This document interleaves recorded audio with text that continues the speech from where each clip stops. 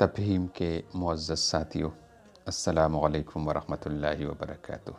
اللہ تعالیٰ سے دعا ہے کہ آپ کی زندگی مشکلات سے مکمل آزاد ہو۔ امید ہے آپ سب خیریت سے ہوں گے انشاءاللہ۔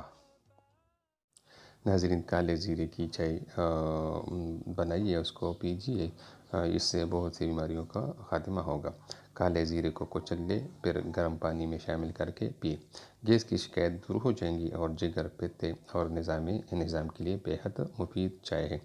اس کے علاوہ کالا زیرہ ہمارے لیے کیا فوائد کا حامل ہے، آئیے اس ویڈیو میں آپ سے شیئر کرتے ہیں۔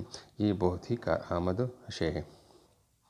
طبی نبی صلی اللہ علیہ وسلم کے مطابق بہت سی جڑی بوٹیاں اور پھل انسانی جسم میں پیدا ہونے والی بیماریوں کے علاج کے لیے انتہائی مفید خواص لیے ہوئے ہیں۔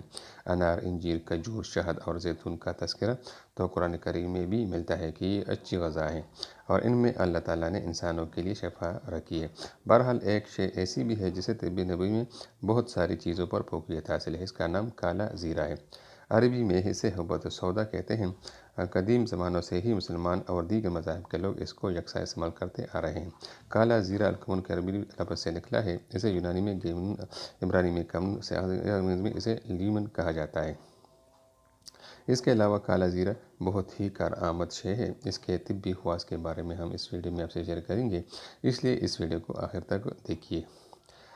اکثر لوگ اسے کلونجی سے ملانے کی کوشش کرتے ہیں، جبکہ ایسا نہیں۔ یہ یاد رہے کہ کالا زیرہ عام زیرے ہی کی شکل کا ہوتا ہے، بس اس کی جسامت چھوٹی اور پتلی ہوتی ہے اور رنگ قدرے سیاہی مائل سبز ہوتا ہے۔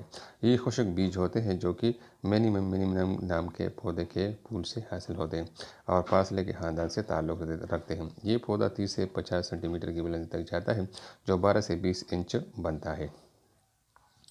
ایک بار سال میں فصل کشی ہوتی ہے۔ پھول چھوٹے چھوٹے سفید اور گلابی ہوتے ہیں۔ پھول گچھوں کی صورت میں ہوتے ہیں اور ہر گچھا 5 پھولوں پر مشتمل ہوتا ہے۔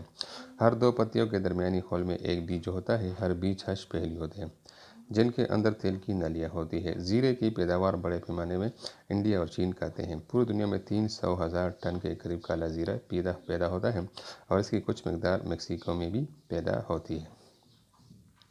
مشہور معالج ڈسکوڈیس نے کالے زیرے کو سر درد اور دانت درد کے علاج کے لیے استعمال کیا۔ شاید اس کی وجہ بیج کا پیچیدہ کیمیائی نظام ہے۔ اس چھوٹے سے بیج میں 100 سے زیادہ کیمیائی مرکبات پائے جاتے ہیں۔